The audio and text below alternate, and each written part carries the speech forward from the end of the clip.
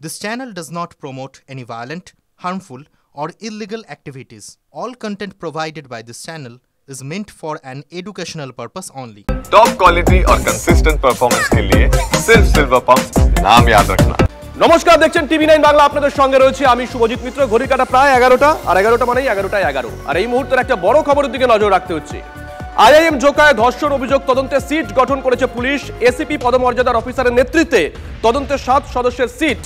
কিন্তু প্রশ্ন উঠছে অভিযোগকারিনী তরুণীর ভূমিকা নিয়েই। কেন এই প্রশ্ন উঠছে? সুপ্রিয় আমাদের সঙ্গে রয়েছেন টেলিফোন, আমাদের সহকর্মী। সুপ্রিয়, কেন এই প্রশ্ন উঠছে? প্রথম প্রশ্ন। দ্বিতীয় প্রশ্ন, এই সিটের সম্পর্কে একটু জানতে চাইবো। কোন কোন পদমর্যাদার আধিকারিকরা আছেন? এখনো পর্যন্ত তদন্তের কি গতি প্রকৃতি? দেখো, এখনো পর্যন্ত লালবাজার সূত্রে যেটা জানা যাচ্ছে যে আইআইএম জোকার যে ধর্ষণের ঘটনা, সেই ঘটনা তদন্তে এবার সিট গঠন করা হলো।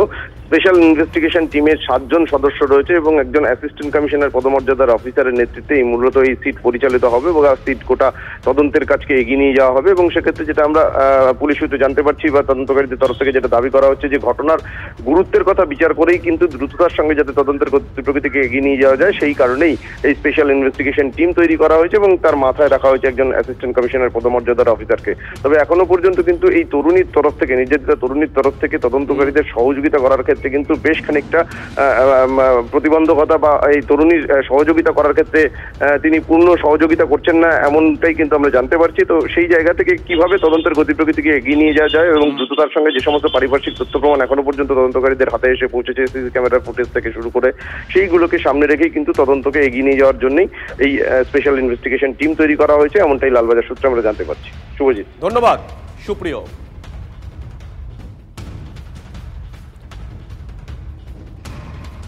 এদিকে আইএম জোকায় ধর্ষণ কাণ্ডে চাঞ্চল্যকর মোড়। মেয়েকে ধর্ষণ করা হয়নি দাবি খোদ অভিযোগকারীদের বাবার।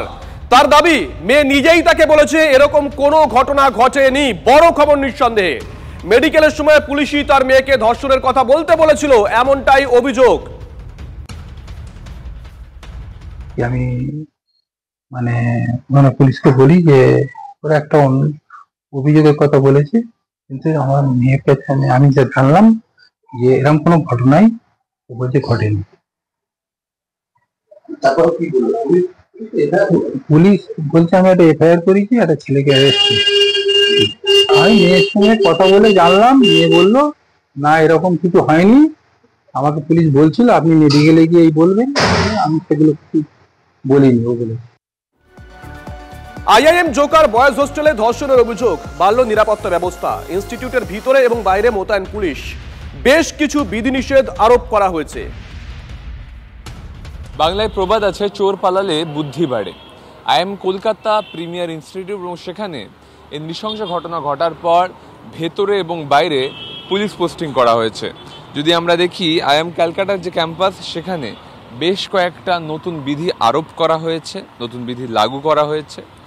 মূলত যারা ডেলিভারি পার্সন তারা কিন্তু মূল গেট দিয়ে প্রবেশ করতে পারছেন না, একটি পৃথক গেটে তাদেরকে কিন্তু তাদের ডেলিভারি করতে হচ্ছে এবং ভেতর থেকে কোনো স্টুডেন্ট বা আবাসিক এসে তা কালেক্ট করে নিচ্ছেন। অন্যদিকে এবার থেকে রেজিস্ট্রার বুকে সই করে যাওয়া সম্পূর্ণরূপে বাধ্যতামূলক করা হয়েছে এবং তার সঙ্গে সঙ্গে কোনোভাবেই কিন্তু বহিরাগত যাতে প্রবেশ করতে না পারেন, উপযুক্ত অনুমতি ছাড়া তার ব্যবস্থাও করা হয়েছে। এবং পুলিশ বাইরেরটা নিয়ন্ত্রণ করছে এবং আইএম ক্যালকাটার যে নিজস্ব সিকিউরিটি রয়েছে তারা ভেতরে নজরদারি চালাচ্ছেন।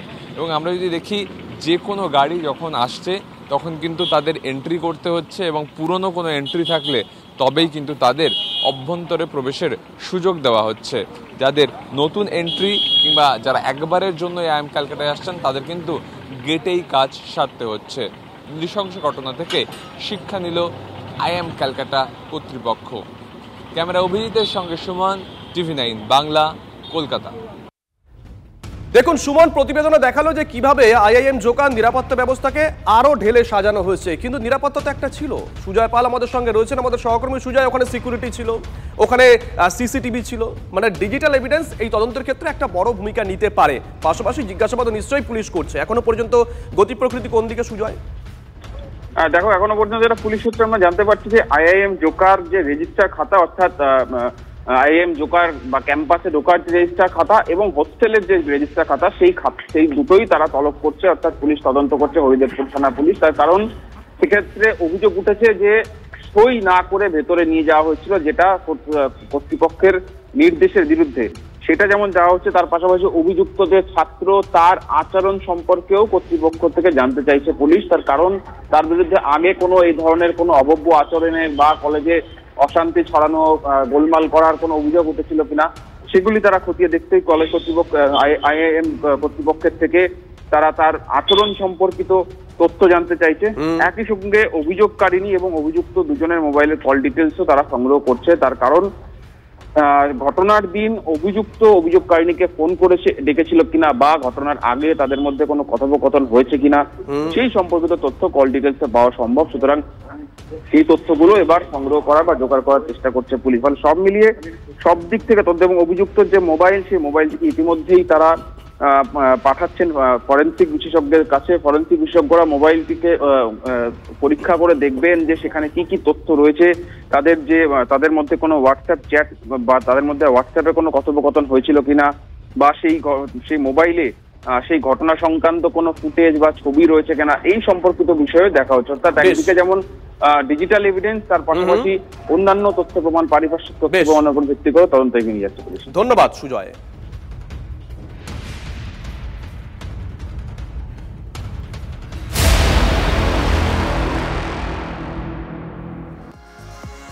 এদিকে ভাঙড়ে তৃণমূল নেতা খুনে তৃণমূল নেতা গ্রেপ্তার। ধৃত মোজাফফেল মোল্লা তৃণমূলের বুথ সভাপতি এবং ভাঙড় বিধানসভায় তৃণমূলের কমিটির সদস্য। রাজনৈতিক হিংসার কারণেই রাজ্জাক খানকে খুন করা হয় দাবি পুলিশ সূত্রে। সুজয় আমাদের সঙ্গে লাইভে রয়েছেন, আমাদের সহকর্মী। সুজয়, কি সন্দেহের উপর ভিত্তি করে এই ব্যক্তিকে পুলিশ গ্রেপ্তার করলো, এখনো পর্যন্ত কি জানা যাচ্ছে, কি কারণে হতে পারে, এবং পাশাপাশি রাজনৈতিক প্রতিক্রিয়া কি কিছু পাওয়া গেছে? শওকত মোল্লা তো আইএসএফ এর দিকে আঙুল তুলেছিলেন, কিন্তু পুলিশ গ্রেপ্তার করছে তৃণমূলের নেতাকেই। সুজয়, দেখো, ঘটনার তদন্ত করেই মোটিভ কি, অর্থাৎ এই খুনের পেছনে কি কারণ থাকতে পারে সেই সম্ভাবনাগুলো একের পর এক পুলিশ খতিয়ে দেখেছিল। এক একটা কারণ প্রত্যেকটা কারণ তারা খতিয়ে দেখেছেন যে মার্ডার ফর গেন কিনা, অর্থাৎ কেউ যদি তাকে হত্যা করছে তাহলে তার কারণ কি হতে পারে। সেই সূত্রেই তখন জানতে পারেন যে এই এক্ষেত্রে যাকে খুন করা হয়েছিল তার যে রাজনৈতিক উত্থান হচ্ছিল এলাকায়, সেই উত্থানটা কার কার অপছন্দ ছিল, কে বা কারা তার এই উত্থানটা মেনে নিতে পারছিলেন না, সেই অনুযায়ী তালিকা তৈরি করে পুলিশ তালিকা তৈরি করে আজকে যাকে গ্রেপ্তার করা হয়েছে তাকেও পুলিশ জিজ্ঞাসাবাদ করেছিল। কিন্তু তার কথাবার্তায় বেশ কিছু জায়গায় অসঙ্গতি পেয়েছিলেন তদন্তকারীরা, তাই পুলিশও কৌশল মতো তাকে জিজ্ঞাসাবাদ করে ছেড়ে রেখেছিল এবং ছেড়ে রাখার ফলেই তার গতিবিধি, সে কার কার সঙ্গে যোগাযোগ রাখছে সব কিছুতে নজর ছিল পুলিশের। সেই সময়ই তার গতিবিধির মাধ্যমে এবং অন্যান্য যে পারিপার্শ্বিক তথ্য প্রমাণ সেগুলিতে দেখা যায় যে এই খুনের ঘটনায় তার যোগ থাকতে পারে। তাকে আবার যখন জিজ্ঞাসাবাদ করা হয়, জেরা করা হয়, তখন জেরা ভেঙে পড়ে খুনের কথা স্বীকার করে এবং এক্ষেত্রে খুনের কারণ হিসাবে যেটা উঠে আসছে হিংসা, অর্থাৎ রাজনৈতিক উত্থান মেনে নিতে না পারার কারণ যাকে হত্যা করা হয়েছে তার পাশের অঞ্চলেরই তৃণমূলেরই সভাপতি গ্রেফতার হয়েছে। ফলে তার এই উত্থানটা তার পক্ষে কোথাও একটা গাত্রদহের কারণ হয়ে দাঁড়িয়েছিল। সেই গাত্রদহ মেটাতেই নিজে খুনের পরিকল্পনা করে, কিন্তু নিজে হাতে সে খুন করেনি, ভাড়াটে খুনিকে এই খুনের ঘটনায় ব্যবহার করা হয়েছিল। তাই একে জেরা করে, এই অভিযুক্তকে জেরা করে ভাড়াটে খুনি কোথা থেকে নিয়ে আসা হয়েছিল। এবং একদমই সঙ্গে থাকো, আসবো তোমার কাছে জিজ্ঞাসা করছিলাম রাজনৈতিক প্রতিক্রিয়া। তুমিও যে কথা বললে যে হয়তো রাজনৈতিক উত্থান হয়ে যাচ্ছিল একজনের, আরেক পক্ষ হয়তো সেটা মানতে পারেনি। আমরা কথা বলেছিলাম শওকত মোল্লার সঙ্গে, নওশাদ সিদ্দিকীর সঙ্গে এবং জগন্নাথ চট্টোপাধ্যায়ের সঙ্গে। কোন পক্ষ কি বলেছেন শোনাই একবার। যদি পুলিশ তদন্তে যা উঠে আসবে, আমরা প্রথম দিন বলি যে কোনো রং না দেখে গ্রেপ্তার করবে পুলিশ, যা যা ব্যবস্থা নেওয়ার নেবে। কারণ আমরা কারোর নামে এফআইআর করিনি, আননোন এফআইআর করেছি। আমরা বলেছি যে এর সঙ্গে যে বা যারা জড়িত তাদেরকে অবিলম্বে গ্রেপ্তার করতে হবে। আমাদের পাশে তো অনেক লোক থাকে, কখন ছবি তুলছে এটা কি আর নিয়ে সবটা বিচার করা যাবে? আমাদের পাশে হাজার হাজার লোক থাকে। এখন সরকার সাহেব মুখটা লুকোবে কোথায়? সরকার সাহেবরা চেয়েছিলেন একটা ঢিলে দুটো পাখি মারবো। একটা হচ্ছে তাদের পথের কাঁটাকে সরাবো, সাথে সাথে দোষটা সম্পূর্ণ আইএসএফ এর নিরীহ ছেলেদের নামে চাপিয়ে দেবো। কিন্তু আইএসএফ এই কর্মের সাথে অপকর্মের সাথে যুক্ত নয়, যেমন সাথে সাথে যারা করেছে তারাও এক্সপোজ হচ্ছে। মুষল পর্ব শুরু হয়েছে, একে অপরের বিরুদ্ধে বন্দুক, একে অপরের বিরুদ্ধে ছোড়া, একে অপরের বিরুদ্ধে তা ধরে নিচ্ছে। বাংলা এর থেকে পরিত্রাণ চায়, তাই আগামী নির্বাচন তৃণমূলের বিসর্জন মানুষ দেখছে। এই তৃণমূল কংগ্রেসকে পশ্চিমবঙ্গের রাজনীতিতে অতীত করে দেবে বাংলার মানুষ। দেখুন, সত্যিই তো নেতাদের আশেপাশে অনেকে ঘুরঘুর করেন, অনেকে ছবি তোলেন। শওকত মোল্লা যে কথা বললেন, কে কখন তার সঙ্গে বা কার সঙ্গে ছবি তুলছে সেটা মনে রাখা সম্ভব না। এটা যেমন ঠিক তেমনই একজন বিধায়ক যিনি আবার শাসক দলের, তিনি একটি তদন্ত যখন চলছে তখন দুম করে অন্য রাজনৈতিক দলের দিকে দাগিয়ে দিচ্ছেন। এটা কি তাহলে সেই শাসক বিধায়কের বিধায়ক সুলভ কাজ হচ্ছে, নেতা সুলভ কাজ হচ্ছে? আমরা দেখলাম কি ভাঙড়ের তৃণমূল নেতা খুনের তৃণমূল নেতাকে গ্রেপ্তার করলো রাজ্য পুলিশ, কলকাতা পুলিশ। ধৃত মোজাম্মেল মোল্লা তৃণমূলের বুথ সভাপতি এবং ভাঙড় বিধানসভায় তৃণমূলের কমিটির সদস্য। রাজনৈতিক হিংসার কারণে রাজ্জাক খানকে খুন করা হয় এমনটাই দাবি পুলিশ সূত্রে। সুজয় যে কথা বলছিল যে একজনের উত্থান হচ্ছিল, আরেকজন সেটা মানতে পারেনি, কিন্তু এক্ষেত্রে হয়তো সে নিজের হাতে খুন করেনি, ভাড়াটে খুনি আনা হয়েছিল। কোথা থেকে আনা হয়েছিল, সুপারি কিভাবে দেওয়া হয়েছিল, তারা এখন কোথায়, তারা কি রাজ্যের না ভিন রাজ্যের, অবশ্যই পুলিশ এগুলো আগামী দিনে তদন্তে তুলে ধরবে, আশা রাখতেই পারি।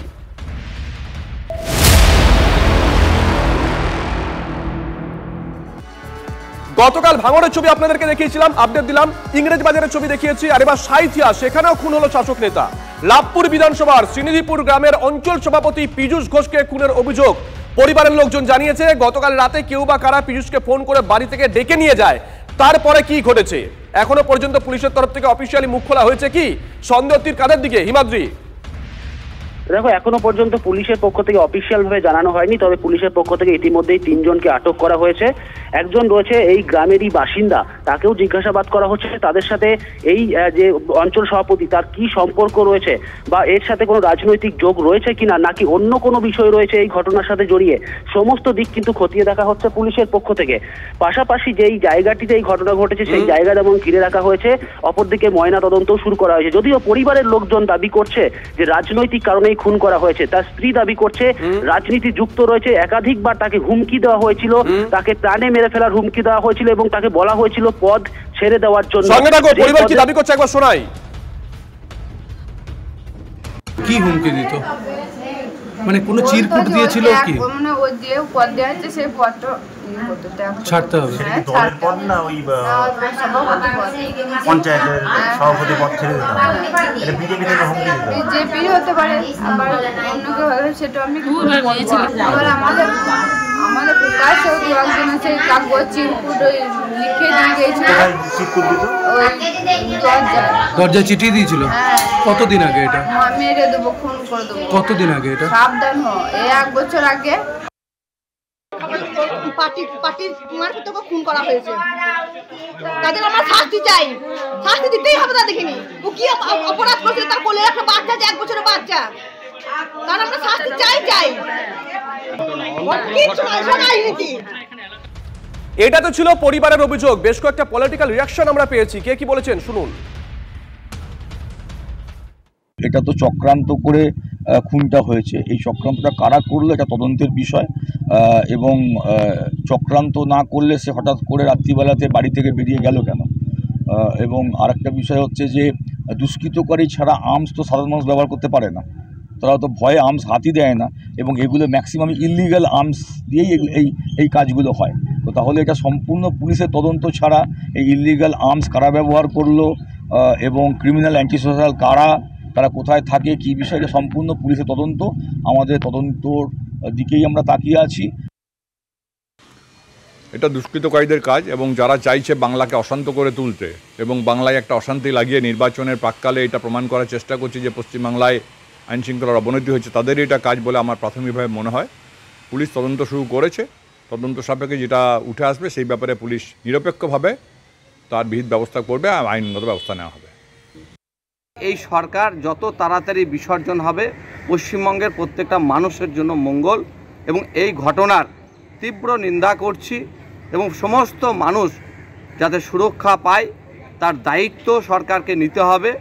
এবং যেভাবে পশ্চিমবঙ্গে প্রতিদিন প্রতি মুহূর্তে মানুষ নির্যাতিত, খুন, সন্ত্রাস হচ্ছে, এই সরকার যতদিন থাকবে এই ধরনের ঘটনা বাড়তেই থাকবে। এদিকে ইংরেজ বাজারে তৃণমূল নেতা খুনে আরো প্রকট শাসক দ্বন্দ্ব। তৃণমূল নেতা খুনে দলেরই পঞ্চায়েত সমিতির প্রাক্তন সদস্যের পর এবার 3 তৃণমূল কর্মীকে গ্রেপ্তার করল পুলিশ। জন্মদিনের পার্টিতে ডেকে তৃণমূল নেতা আবুল কালাম আজাদকে পিটিয়ে কুপিয়ে খুন। জমির দখলদারি নিয়ে বিবাদের জেরেই খুন বলে প্রাথমিক অনুমান পুলিশের।